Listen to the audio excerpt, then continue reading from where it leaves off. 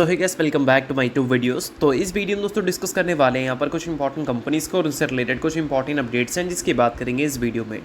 तो चलिए दोस्तों वीडियो की शुरुआत करते हैं। सबसे पहली कंपनी को डिस्कस करते हैं। पहली कंपनी का नाम है डिक्सन टेक्नोलॉजीज लिमिटेड। बट इसको डिस्कस करने से पहले दोस्तों, अगर आपने अभी तक चैनल को सब्सक्राइब नहीं किया है तो चैनल को सब्सक्राइब करके बेल आइकन को प्रेस कर लो, और टेलीग्राम चैनल को ज्वाइन नहीं किया है उसको भी जाकर ज्वाइन कर लो, लिंक आपको डिस्क्रिप्शन में देखने को मिल जाएगा। तो चलिए दोस्तों वीडियो की शुरुआत करते हैं। सबसे पहले बात करते हैं डिक्सन टेक्नोलॉजीज से रिलेटेड कुछ इंपॉर्टेंट अपडेट्स के बारे में। सो दोस्तों, अगर हम डिक्सन टेक्नोलॉजीज की बात करें तो ये कंपनी 2025 के फाइनेंशियल ईयर में काफ़ी अच्छा परफॉर्मेंस डिलीवर करती हुई दिखी है। अब इसका क्रेडिट अगर किसी को देना चाहें तो कंपनी के इस सेगमेंट को आप दे सकते हैं, मोबाइल एंड EMS डिवीज़न। पहले कंपनी इस सेगमेंट से अपने जो टोटल रेवेन्यू था उसका 43% जनरेट करती थी, और ये डेटा है 2023 के फाइनेंशियल ईयर का। अगर 2024 और 25 का नंबर देखोगे तो उसमें भी आपको चेंजेस देखने को मिलेगा। 2024 में कंपनी 60% रेवेन्यू जनरेट करती थी इस पर्टिकुलर सेगमेंट से, और अब कंपनी का टोटल रेवेन्यू आ रहा है 84% इस पर्टिकुलर सेगमेंट से। यानी कि बोल सकते हैं कि पिछले 1-2 सालों में कंपनी को इस सेगमेंट से काफ़ी अच्छा ग्रोथ मिला है। अब इस सेगमेंट में आपको बहुत सारे नाम देखने को मिलते हैं जो इस कंपनी के क्लाइंट हैं।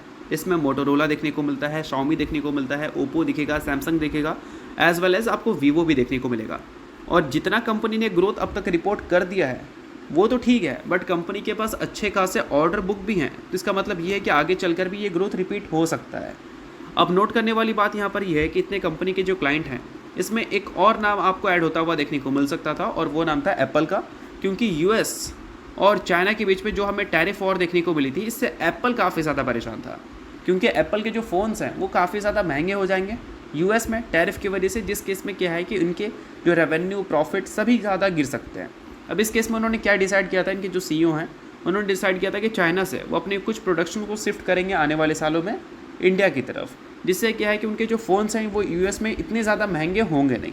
तो इन सारी चीज़ों के बाद एक काफ़ी इंपॉर्टेंट चीज़ हमें सुनने को मिली थी कि जो भी EMS डिवीज़न वाली कंपनी है उसको अच्छा खासा कॉन्ट्रैक्ट मिल सकता है, जिसमें डिक्सन टेक्नोलॉजी का नाम आपको देखने को मिलेगा, और भी काफ़ी सारे कॉन्ट्रैक्ट मैन्युफैक्चरिंग कंपनीज़ का नाम दिखेगा। बट ये सारी चीज़ें जो है वो हो सकता है आपको होती हुई देखने को मिल भी जाए, और हो सकता है कि देखने को ना भी मिले। अब इसके पीछे का क्या रीज़न है वो मैं आपको समझा देता हूँ। सो देखो दोस्तों, डोनाल्ड ट्रंप जो हैं उनकी तरफ से कुछ इंपॉर्टेंट स्टेटमेंट्स हमें देखने को मिली है, जिसमें उन्होंने बोला है कि एप्पल से वो नहीं चाहते कि उनके जो आईफोन्स हैं उसकी मैन्युफैक्चरिंग इंडिया में वो करें। अब ऐसा उन्होंने क्यों बोला, इसके रीजंस भी आपको देखने को मिलेंगे। कल के दिन उन्होंने कुछ स्पीच दिया था जिसमें उन्होंने बोला था कि उनको टिम कुक यानी कि एप्पल के जो CEO हैं उनसे थोड़ा सा प्रॉब्लम है। टिम कुक यानी कि एप्पल के CEO वो उनके अच्छे दोस्त हैं, और डोनाल्ड ट्रंप ने टिम कुक के साथ काफ़ी अच्छा व्यवहार भी रखा है। और टिम कुक ने बोला था कि वो $500 बिलियन इन्वेस्टमेंट करेंगे US में, बट अब मुझे सुनने को मिल रही है कि आप US में नहीं इंडिया में जाने वाले हैं, और ये वो नहीं चाहते हैं कि आप इंडिया में जाओ। अब देखो दोस्तों, यहाँ पर उसके रीजंस भी मेंशन देखने को मिलेंगे कि इंडिया जो है बोल सकते हैं one of the highest tariff nation वाली देश है पूरे वर्ल्ड की। अगर हम बात करें मतलब इंडिया सबसे ज़्यादा टैरिफ लगाने वाली कंट्री में से एक है। तो इन सारी चीज़ों की वजह से बोल सकते हैं कि ट्रंप नहीं चाहते हैं कि एप्पल्स की जो आईफोन्स हैं उसकी मैन्युफैक्चरिंग इंडिया में हो। बट ये सारी चीज़ें ट्रंप की तरफ से सुनने को मिल रही है, ना कि टिम कुक की तरफ से।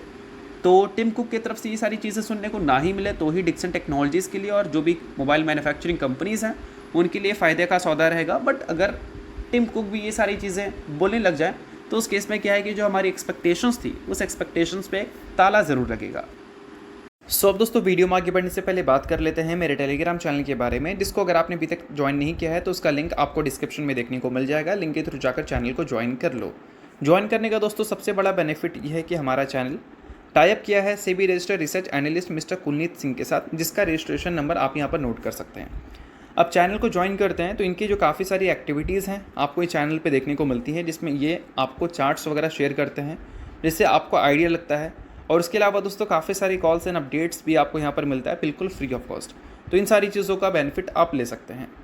अभी रिसेंटली काफ़ी सारी कंपनी का चार्ट्स वगैरह इन्होंने अपडेट किया था, जिसको आप चाहो तो चेकआउट कर सकते हो। और इसके अलावा काफ़ी सारी कंपनी का कॉल्स वगैरह भी इन्होंने दिया था, जिसको भी आप चाहो तो चेकआउट वगैरह कर सकते हो। तो लिंक आपको डिस्क्रिप्शन में देखने को मिल जाएगा। लिंक के थ्रू जाकर चैनल को ज्वाइन करो, सभी चीज़ें आपको बिल्कुल फ्री ऑफ कॉस्ट यहाँ पर मिलती हैं। चलिए दोस्तों, बात करते हैं अब अगली कंपनी के बारे में। सो अगली कंपनी का नाम है वारी एनर्जीज लिमिटेड। अब दोस्तों, वारी एनर्जीज की बात करें तो इससे रिलेटेड कुछ इंपॉर्टेंट अपडेट्स हमें देखने को मिल रहा है। एक कंपनी है वारी सोलर अमेरिकाज। जो कि वारी एनर्जीज की सब्सिडरी कंपनी है। वारी सोलर जो है वो अमेरिका में ऑपरेट करती है। उनकी तरफ से अनाउंसमेंट हमें देखने को मिली है कि वो $200 मिलियन इंक्रीमेंटल इन्वेस्टमेंट करने वाले हैं। कहाँ पर? अमेरिका में। अब इसके पीछे का क्या लॉजिक है, उसके रीजंस भी आपको यहाँ पर देखने को मिलेंगे। तो देखो दोस्तों, उन्होंने बताया है कि एक्सपेंड करना चाहते हैं वो यूएस के जो ऑपरेशंस है उसको, और यूएस का जो मार्केट है $1.2 बिलियन का, उसमें एक मार्केट शेयर भी लेना चाहते हैं। तो ऑब्वियस सी बात है कि ग्रोथ पर्पज से अगर हम इसको देखें तो एक अच्छा न्यूज़ हम इसको कंसीडर कर सकते हैं। अब ये तो एक काफ़ी बड़ी न्यूज़ हो गई। इसके अलावा एक और न्यूज़ हमें सुनने को मिल रही है जो कि थोड़ी बड़ी है, ऐसा हम कंसीडर कर सकते हैं। कल के दिन हमें वारी एनर्जीज में एक ब्लॉक डील होता हुआ देखने को मिला था, जिस ब्लॉक डील में city group global market Mauritius ने बाई किया था 60,358 इक्विटी शेयर्स। अब ये बाई किससे किया था? तो नाम आपको देखने को मिलेगा Morgan Stanley Asia Singapore PTE से, जिसका एवरेज प्राइस आपको यहाँ पर देखने को मिलेगा। नोट आप चाहो तो कर सकते हो। अब ये सारी चीज़ें अगर आप शेयर होल्डिंग पैटर्न में फाइंड करना चाहोगे तो नहीं मिलेगा आपको, क्योंकि इस कंपनी में FIS की जो स्टेक है वो काफ़ी कम है। DIS की स्टेक भी अगर देखोगे तो ठीक है, बट उतना भी ज़्यादा नहीं है, हम बोल सकते हैं। तो इसका मतलब ये है कि FIS और DIS की कंट्रीब्यूशन अभी इस कंपनी में इन्वेस्टमेंट पर्पज से देखा जाए तो बहुत ज़्यादा स्ट्रॉन्ग तो नहीं है।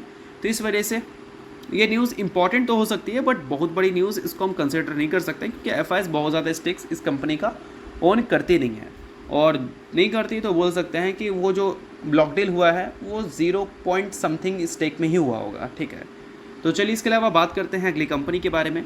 नाम है दोस्तों KPIT टेक्नोलॉजीज़ लिमिटेड।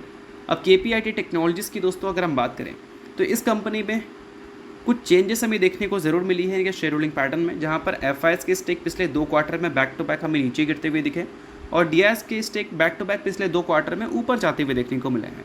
और FIS की बात करें तो ऐसा नहीं कि वो पिछले 2 क्वार्टर से ही सेलिंग करते हुए नज़र आ रहे हैं। अगर पिछले 4-5 क्वार्टर की बात करें, 4-5 क्वार्टर, हाँ, आप यहाँ पर देख सकते हैं लगभग 26.5% स्टेक FIS ओन करती थी। अभी अगर देखोगे तो उनके स्टेक 17% के आसपास आ चुके हैं, लगभग 9% स्टेक उन्होंने बेच दिया है। और वही अगर हम DIS की बात करें तो DIS उसी पीरियड में करीब 11.5% स्टेक ओन करती थी, और अभी अगर देखोगे तो DIS के स्टेक करीब हमें 21% के आसपास देखने को मिल रहा है, यानी कि 10% के आसपास स्टेक उन्होंने भी खरीदा है। तो बोल सकते हैं कि FIS की जितनी भी बिकवाली आई है उतनी खरीदारी हमें DIS की तरफ से भी आती हुई देखने को मिली है। तो इसका मतलब ये है कि इसको हम बहुत बड़ा सरदर्द कंसिडर नहीं कर सकते। बट अप्रैल मंथ का म्यूचुअल फंड का डेटा हमें सुनने को मिला है, जिसमें ये मेंशन है कि 59 म्यूचुअल फंड ने बाई किया है, 16 म्यूचुअल फंड ने सेल किया है। नेट चेंजेस है 2,04,837 इक्विटी शेयर्स का। अब देखा जाए दोस्तों पिछले 6 महीने का डेटा, तो स्टार्टिंग का 3 महीना बैक टू बैक खरीदारी आई थी म्यूचुअल फंड की तरफ से। लास्ट 3 मंथ अगर देखोगे तो मार्च में खरीदारी थी, फरवरी में बिकवाली थी, और अप्रैल में बिकवाली है। तो जनवरी, फरवरी और मार्च ये तो क्वार्टर 4 का पार्ट हो गया। तो क्वार्टर 4 में तो देखा जाए तो DIS यानी कि म्यूचुअल फंड स्टेक खरीदी है। बट अगर हम अप्रैल की बात करें यानी कि Q1 की, तो वहाँ पर पहला महीना म्यूचुअल फंड की तरफ से सेलिंग देखने को मिला है। तो इस चीज़ को आप नोट करो, और इस चीज़ को आप रिकमेंडेशन की तरह मत लेना। मतलब बोल सकते हैं कि अगर कोई बड़े फंड हाउसेस की स्टेक की अपडेट होती है तो उसे as a share holder note करना इंपॉर्टेंट होता है। इस वजह से मैंने ये सारी चीज़ें आपको बताई हैं। अब इन सारी चीज़ों के बाद दोस्तों मैटर तो करता है नंबर, क्योंकि DIS को बुलाना हो या FIS को बुलाना हो तो आप ग्रोथ दिखाओ, अल्टीमेटली सभी आपके पास आएगा। और पिछले क्वार्टर में कंपनी ने जो नंबर्स दिखाए वो अच्छे तो थे, बट उसके बाद इस क्वार्टर को लेकर यानी कि Q1 को लेकर कंपनी ने कोई गाइडेंस दिया नहीं। तो हो सकता है कि Q1 का नंबर जो है वो हमें कुछ खास देखने को ना मिले, बट Q2 से हमें थोड़े सिचुएशंस इंप्रूव होते हुए देखने को मिल सकते हैं। इसके बाद क्या है कि हमें कंपनी की तरफ से एक प्रॉपर गाइडेंस भी सुनने को मिल सकती है। तो चलिए अब बात करते हैं अगली कंपनी के बारे में, जिसका नाम है दोस्तों कोफोर्ज। रिसेंटली कंपनी ने दोस्तों स्प्लिट की अनाउंसमेंट की थी, जो कि था 1:5 के रेशो में। अब उसका कंपनी ने रिकॉर्ड डेट वगैरह सेट कर दिया है, जो कि है 4 जून का, यानी कि इस डेट से पहले जो भी शेयर होल्डर होगा वो पूरी तरह से एलिजिबल होगा कंपनी में स्प्लिट के लिए। सो अगर आप इस कंपनी के शेयर होल्डर हैं तो बेशक ये न्यूज़ आपके लिए इंपॉर्टेंट है। शेयर होल्डर नहीं है, इग्नोर कर सकते हैं, न्यूज़ थी इस वजह से मैंने बता दिया, बाकी किसी भी तरह का रिकमेंडेशन नहीं है। तो चलिए दोस्तों ये वीडियो यहाँ तक था। आपको तो वीडियो आपको अच्छा लगेगा, लाइक कीजिए, पहले सब्सक्राइब कीजिए, बहुत बहुत शुक्रिया।